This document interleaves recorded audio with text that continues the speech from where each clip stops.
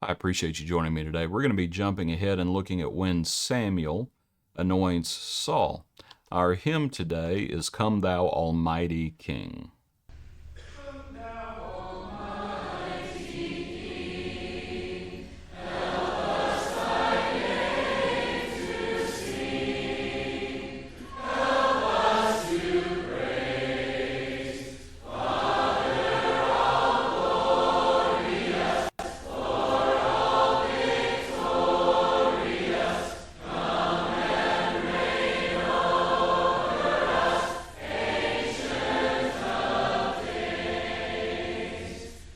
All right, we are going to be looking in 1 Samuel.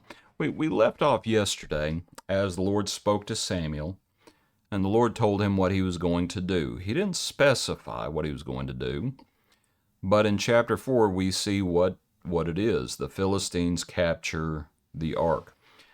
As word comes back, of course, this is where Eli hears what happens because his sons have died, and that's verse 11. And then Eli dies, falls and breaks his neck, as it is.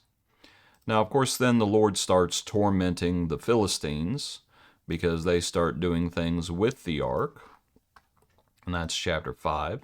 Chapter 6, the Philistines, of course, they're dying, and so they decide they need to send the ark back. So it's the account where the ark is put on a new cart and hitched up to a, oh, let's see, what does this say? Yeah, the new cart with the 2 milk cows.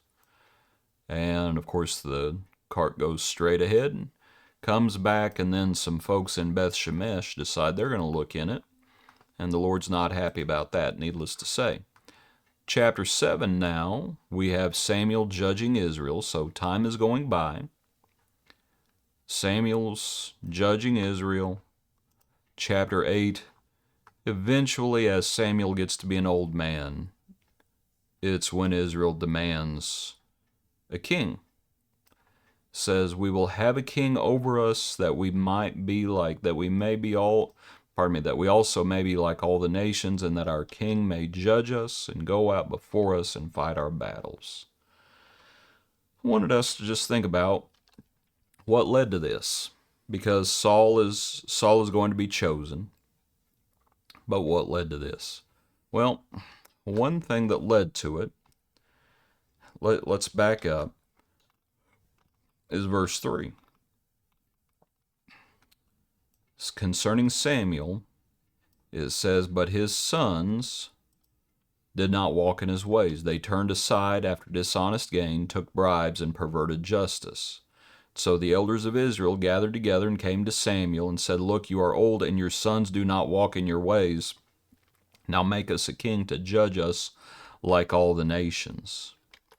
And so I think we would say one thing that played a part in them wanting a king was the injustice that was happening because of Samuel's sons. As sad as that is, it looks like that was one of the things that played a part. And of course, as we think about our hymn, Come Thou Almighty King, we are so thankful that in the Lord there is not injustice. There is injustice in the world. Sometimes there is even injustice in the church. Do you remember what Paul, it's Timothy, when Paul's writing to Timothy, and he says, some men's sins are clearly evident, but others, how does it phrase that? I don't want to hash that verse up. Let me see if I can find that real quick. I believe it's the same verse where he speaks about drinking not only water. Yeah, this is 1 Timothy chapter 5 at verse 24. Some men's sins are clearly evident, preceding them to judgment, but those of some men follow later. And sometimes there's even injustice in the church. And as much as we try to deal with things that are evident, a lot of things the Lord's going to have to sort out. And he will. And so we say, Come Thou Almighty King. Parable of the wheat and the tares, as the Lord removes all those things that offend. And then, of course, the sons of the kingdom shine brightly. And so we say, "Come, thou Almighty King." But this is one of the things that played a part in them wanting to be like everybody else. Give us a king like all the other nations. And so, and that's something else that plays into it. This is how the world is doing it. Again, verse 20, that we may be like all the nations. This is how they do it. And maybe how they do it, maybe that's the right way. And just the lure of the world. And it's, sometimes we just get our heads screwed on crooked and we think that the world's ways are correct. And it's like, no, the Lord says, "Come out from among them and be separate. Do not touch what is unclean." I don't want you to be like them.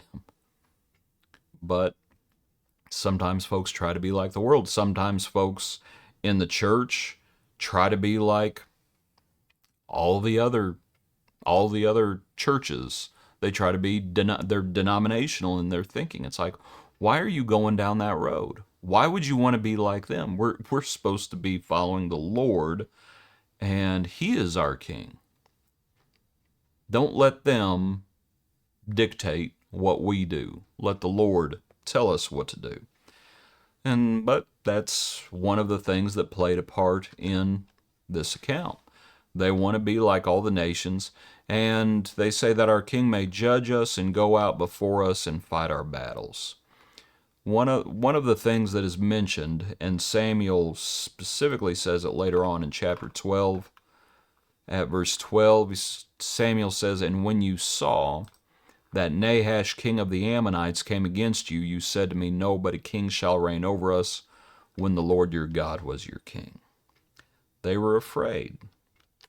They were afraid. We can be afraid. And and the thing is, as many times as the Lord says, "Do not be afraid," and He says it repeatedly, we make bad decisions when we're afraid. And I think the reason we make bad decisions is because also of what the Lord said. Do you remember in the boat when He says, "Why were you so afraid, O ye of little faith?" As our fear increases, our faith decreases. So is it any wonder that we make horrible decisions? Israel is afraid at this moment in time. And rather than turning to the Lord, they say, "Give us a king." And so Samuel anoints Saul. The Lord says, "Give them what they want." And Saul is anointed. And there he is, and he's head and shoulders above all Israel. And Samuel says, "Look, obviously, you wanted a king? This fella, he sure does look kingly." And he explains to him all the ways of royalty and all those things. And he warns them, saying he's going to tax the fire out of you. And he's going to take your sons and your daughters to be servants. And he's going to take your vineyards, eminent domain, all sorts of things. And the people say, "Yeah, that'll be fine. Give them to us." And the Lord says, "Give them what they want." We should be thankful that the Lord is our King. We should be thankful for the fact that the Lord has overcome the enemy. As the Lord came from the tomb, the resurrection has begun, and we're thankful for it. We should be thankful that in heaven there is no injustice, and the injustice on this earth the Lord will address in due time, as He renders to each one according to their deeds. And so He says, "Fear not, O ye of little faith." Appreciate you. Hope you have a good day. Join us tomorrow for another portion of our Daily Praise.